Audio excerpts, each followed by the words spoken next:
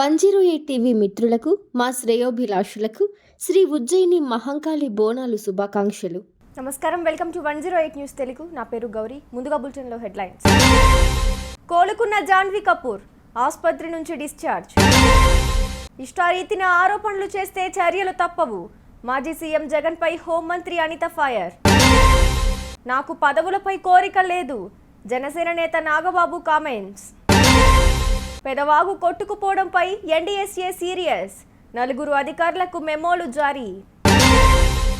Food పాయిజన్తో ఈ నెల 18న ఆసుపత్రిలో చేరిన బాలీవుడ్ ప్రముఖ నటి జాన్వీ కపూర్ ఆసుపత్రి నుంచి డిశ్చార్జ్ అయ్యారు. ఈ విషయాన్ని ఆమె తండ్రి బోనీ కపూర్ వెల్లడించారు. ప్రస్తుతం ఆమె సోదరి ఖుషీ కపూర్, బాయ్ ఫ్రెండ్ షిఖార్ పహారియా పర్యవేక్షణలో ఉన్నట్లు తెలిపారు. 18న ఆమె నీరసంగా ఉండటంతో పాటు అస్వస్థతకు గురి కావడంతో కుటుంబ సభ్యులు వెంటనే ఆమెను ఆసుపత్రికి తరలించారు. ఆ తర్వాత ఆమె ఫుడ్ పాయిజన్కు గురైనట్లు తెలిపారు. ఇప్పుడు ఆమె కోలుకుని ఇంటికి చేరుకోవడంతో అభిమానులు ఊపిరి పీల్చుకున్నారు. తెలుగుదేశంలో ప్రభుత్వంపై బురద జల్లే ప్రయత్నం చేస్తున్న మాజీ సీఎం జగన్పై హోంమంత్రి అనిత సీరియస్ అయ్యారు. అబద్ధపు ప్రచారాలకు తెలలేపినందుకు మీపై చర్యలు ఎందుకు తీసుకోవద్దంటూ జగన్ను మీడియా ముఖంగా ప్రశ్నించారు. ఈ మేరకు మంగళగిరిలో హోంమంత్రి అనిత ఆదివారం మీడియా సమావేశం నిర్వహించారు. ఈ సందర్భంగా ప్రభుత్వంపై మాజీ సీఎం జగన్ చేసిన ఆరోపణలపై అనిత మండిపడ్డారు. తెలుగుదేశం ప్రభుత్వం ఏర్పడ్డాక ఇప్పటి వరకు రాష్ట్రంలో 4 రాజకీయ హత్యలు జరిగాయని వివరించారు. చనిపోయిన వారిలో 3 టీడీపీ కార్యకర్తలు, నాయకులేనని గుర్తు చేశారు. కానీ జగన్ మాత్రం అసత్యాలు ప్రచారం చేస్తున్నారని అనిత ఆరోపించారు. ప్రభుత్వం మీద బురద చల్లడానికి, ప్రజల్లోని ఒక భయాన్ని క్రియేట్ చేయడానికి నంగనాచి కబుర్లు మాట్లాడడం చూస్తూ ఉంటే విడ్డూరం అనిపిస్తుంది. ఎందుకంటే సుమారుగా 2019 నుంచి 24 వరకు కూడా అతను సీఎం అయిన తర్వాత నుంచి కూడా అంబేద్కర్ రాజ్యాంగాన్ని పక్కన పెట్టి రాజారెడ్డి రాజ్యాంగాన్ని ఇంప్లిమెంట్ చేయడానికి పోలీసుల సైతం తన చెప్పు చేతుల్లో ఉంచుకొని ప్రజలందరినీ భయభ్రాంతులను చేసి, ప్రజల మీద హత్యలు చేసి, ప్రజల్లోని ఒక భయానకమైన వాతావరణాన్ని క్రియేట్ చేసి, ఇతగాడు కనుక ముఖ్యమంత్రిగా ఉంటే మేము ఎవరూ కూడా బతకలేము అన్న ప్రజల్లోని ఒక అభిప్రాయం ఏర్పడిందంటే అతను రాజారెడ్డి రాజ్యాంగాన్ని ఎంత క్లియర్గా ఇంప్లిమెంట్ చేస్తాడో మనందరికీ అర్థమవుతుంది. దాని యొక్క పర్యవసానమే చంద్రబాబు నాయుడు గారు లాంటి వాళ్ళు, పవన్ కళ్యాణ్ గారు లాంటి వాళ్ళు, మోడీ గారు లాంటి వాళ్ళు ఈ రాష్ట్రానికి అవసరము, ఈ రాష్ట్ర అభివృద్ధికి అవసరం అన్న ఒకే ఒక ఉద్దేశంతో 164 సీట్లు ఎన్డీఏకి ఇచ్చి ప్రజలు ఈరోజు గెలిపించి సీఎం స్థాయిలో మన చంద్రబాబు నాయుడు గారిని, డిప్యూటీ సీఎం స్థాయిలో పవన్ కళ్యాణ్ గారిని కూర్చోబెడితే అది చూసి ఓర్వలేక ఏ రకంగానైనా గవర్నమెంట్ మీద బురద చల్లుదాము, గవర్నమెంట్ని ఇరకాటంలో పెడదాము అని చెప్పి శవ రాజకీయాలు అన్నవి స్టార్ట్ చేసిన పరిస్థితి చూస్తూ ఉంటే జగన్మోహన్ రెడ్డి, పులివెందుల ఎమ్మెల్యే జగన్మోహన్ రెడ్డి నీకు సిగ్గనిపించట్లేదేమో కానీ ప్రజలందరూ కూడా చూసి సిగ్గుపడుతున్నారు. తనకు పదవులపై కోరిక లేదని మెగా బ్రదర్ నాగబాబు స్పష్టం చేశారు. జనసేన కేంద్ర కార్యాలయంలో ఆదివారం నిర్వహించిన కార్యక్రమంలో ఒక్కో కుటుంబానికి 5 లక్షల రూపాయల చెక్కును జనసేన నేత నాగబాబు అందించారు. ఈ సందర్భంగా నాగబాబు మాట్లాడుతూ తనకు పదవులపై కోరిక లేదని స్పష్టం చేశారు. పవన్ కళ్యాణ్ ఆశయాలు నిలబెట్టేందుకు తనకు చేతనైనంత చేస్తానని అన్నారు. తనకు ఓపిక ఉన్నంత వరకు జనసేన కోసం పని చేస్తానని స్పష్టం చేశారు.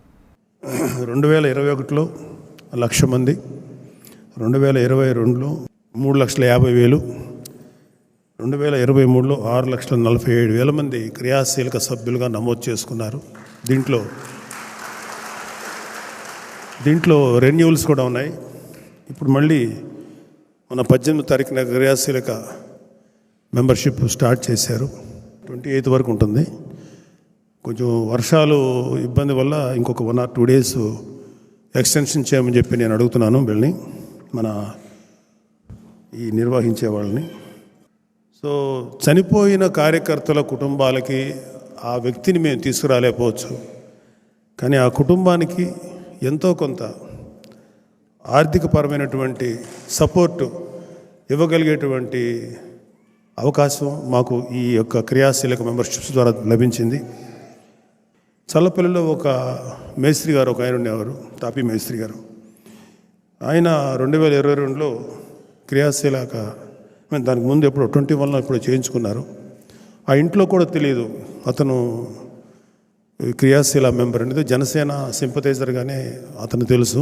ఇంట్లో వాళ్ళకి కూడా తెలియదు ఇతను క్రియాశీలక మెంబర్షిప్ తీసుకున్నారని. చాలా చాలా చాలా పేద కుటుంబం. సరే, దురదృష్టం కొద్దీ ఆయన చనిపోయారు. చనిపోయిన తర్వాత వాళ్ళ కుటుంబ సభ్యులు ఎవరికి కూడా తెలియదు ఆయన ఈ క్రియాశీలక మెంబర్షిప్ చేశాడని.